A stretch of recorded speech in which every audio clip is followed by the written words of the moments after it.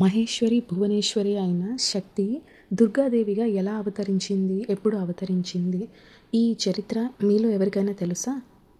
ఒకవేళ తెలియకపోతే ఈ వీడియో తప్పకుండా చూసేయండి. అలానే మీకు మీ స్నేహితులకు కానీ పిల్లలకు కానీ తెలియకుంటే ఈ వీడియోని తప్పకుండా షేర్ చేయండి. మీ పిల్లలకు ఈ కథను వివరించి చెప్పండి. దుర్గాదేవి శక్తి అయిన మహేశ్వరి దుర్గాదేవిగా ఎలా మారిందయ్యా అంటే మనం ఈ కథ ఈరోజు తప్పక వినాల్సిందే. పూర్వం రురు కుమారుడైన దుర్గముడు అనే రాక్షసుడు ఉండేవాడట. వాడు బ్రహ్మవర ప్రభావం చేత 4 వేదాలను కూడా స్వాధీనం చేసుకున్నాడు. వెంటనే భూలోకంలో వేదాలు అంతర్ధానమయ్యాయి. వేదోక్త కర్మలు కూడా నశించాయి. దేవతలకు హవ్యాలు లేవు, పితృదేవతలకు కవ్యాలు లేవు, సూర్యునకు అర్ఘ్యం లేదు. స్వర్గంలో దేవతలు, భూలోకంలో బ్రాహ్మణులు దురాచార పరాయణులయ్యారు. ముందు బ్రాహ్మణుడు పతనం కాగానే సహజంగానే ఆచార భ్రష్టులు, ధర్మభ్రష్టులు అయ్యారు. దాన ధర్మాలు లేవు, జపాలు లేవు, యజ్ఞయాగాలు లేవు, హోమాదులు లేవు, పూజలు లేవు, పురాణ పఠనాలు లేవు. ఫలితంగా 100 సంవత్సరాలకు సరిపడా అనావృష్టి ఏర్పడిందట. భూమి మీద గల జల వనరులన్నీ ఇంకిపోయాయి. ఇంకేముంటుంది? ప్రజల హాహాకారాలు, ఆర్తనాదాలు మెన్నుముట్టాయి. భూలోకంలోని ఈ జనుల దైన్య స్థితిని చూసిన జాలిపడి దేవతలు యోగ మాయా స్వరూపిణి అయిన మహేశ్వరిని అనేక విధాల ప్రార్థించారు. అపరాధాలను క్షమించమని స్తుతించారు. వెంటనే దయామూర్తి అయిన ఉమాదేవి వారి ప్రార్థనను మన్నించి అనంతమైన నేత్రాలతో, ప్రసన్నమైన చూపులతో, పద్మం వంటి ముఖంతో సాక్షాత్కరించింది. ఆమె 4 చేతులలోనూ ధనుస్సు, బాణము, పద్మము, అనేకమైన దుంపలు, కూరలు, ఫలాలు ఉన్నాయట. ఆ తల్లి తన బిడ్డలైన మానవుల కష్టాలను, దుఃఖాన్ని చూడలేక ఆర్తనాదాలకు కుమిలిపోయి ఏకంగా 9 రాత్రుళ్ళు 9 పగళ్ళు రోదించిందట. అప్పుడు ఆమె కన్నుల నుండి ధారాపాతంగా కన్నీరు ప్రవహించింది. ఆ కన్నీటి ధారలే భూమి అంతా తడిసి జలవనరులన్నీ నిండిపోయాయి.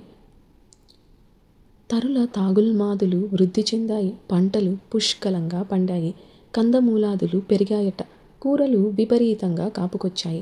పచ్చిక చెయ్యెత్తు దుబ్బులుగా ఎదిగిందట. ఫలభారంచే తరువులు వంగాయి. ఆ తల్లి దయామృత వర్షధారలచే భూమి మీద చైతన్యం తిరిగి మళ్ళీ వెల్లివిరిసింది. ఆ దేవి దేవతలను నా వల్ల జరగవలసిన దానిని మీరు కోరుకోండి అని వరమిచ్చిందట. అయితే వారు వేదాలను తిరిగి అనుగ్రహించమని ప్రార్థించారు. తక్షణం ఆమె దేవతల రక్షణ కోసం తేజోరూపమైన చక్రాన్ని ఏర్పాటు చేసి దుర్గముని మీదికి దండెత్తింది. 100 అక్షౌహిణీల సైన్యంతో వాడు ఆమెను ఎదిరించాడు. దేవి శరీరం నుండి కాళి, తార, భిన్నమస్త, శ్రీవిద్య, భువనేశ్వరి, భైరవి, బగళ, ధూమ్ర, శ్రీమత్ త్రిపుర సుందరి, మాతంగి అను 10 మంది స్త్రీమూర్తులు బయల్వెడలారు. అంటే ఈ 10 అవతారాలు తనలో నుంచి ఉద్భవించాయి. వాడి సైన్యాన్ని నిశ్శేషంగా సంహరించారట ఈ 10 మంది దేవతామూర్తులు. శివాదేవి శూలాగ్రంతో పొడిచి దుర్గముని సంహరించి 4 వేదాలను తెచ్చి దేవతలకిచ్చింది.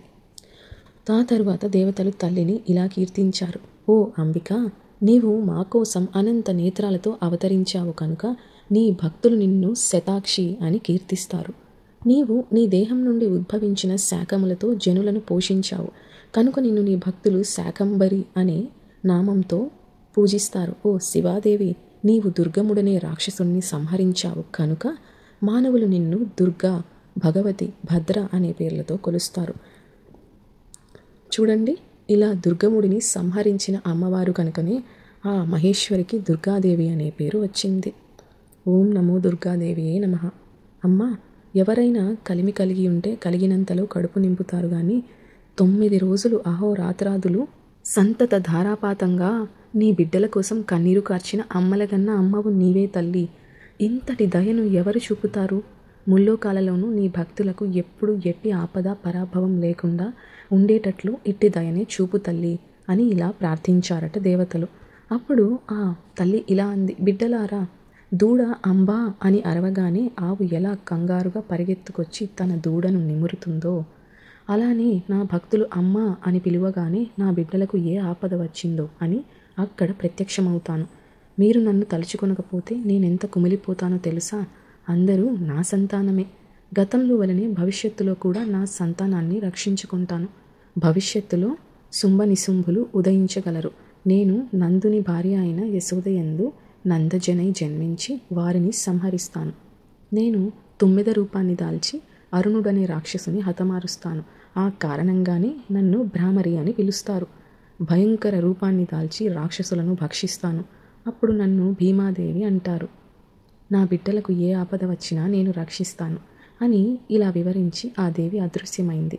చూశారు కదా, ఆ అమ్మవారి రూపాలు ఎన్ని అవతారాలు ఉన్నాయో. ఎన్ని అవతారాలు ధరించినా, ఎన్ని రూపాలు ఉన్నా అన్నీ తన బిడ్డల రక్షణ కోసమే. ఆ అమ్మవారి దయ మన మీద ఎప్పుడు ఉండాలని కోరుకుంటూ ఓం నమో దుర్గాదేవి అయి నమః.